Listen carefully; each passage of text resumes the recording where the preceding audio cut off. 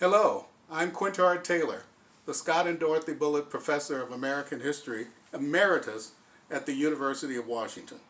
As such, I held the oldest endowed chair at the university from 1999 to 2018. Before that, I taught 9 years at the University of Oregon, 1 year at the University of Lagos in Nigeria, 13 years at California Polytechnic State University, and 4 years at Washington State University.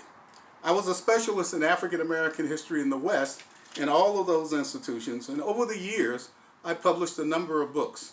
My most important are The Forging of a Black Community, In Search of the Racial Frontier, which was nominated for a Pulitzer Prize, and Dr. Sam, an autobiography which I co-authored with Dr. Samuel Kelly. I have written over 50 scholarly articles on African American history, Afro-Brazilian history, and comparative ethnic history, and I served as the 50th president of the Western History Association.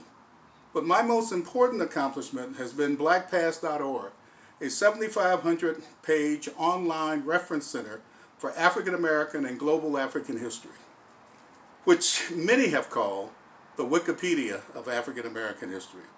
I founded the website in 2007 at the University of Washington. Since then, more than 42 million people, including 4 million so far this year, have used its resources. The most important educational role models for me were my parents, Grace Brown Taylor and Quintard Taylor Sr. Although Grace Taylor had only 1 year of college, she understood the value of education. She introduced me to historical research by not answering my many questions about the civil rights movement in the mid-1960s South that was going on all around us. Instead, she required me to look up those answers in the encyclopedia that she purchased to ensure that I would have information available in our home because the local public library was closed to Black people.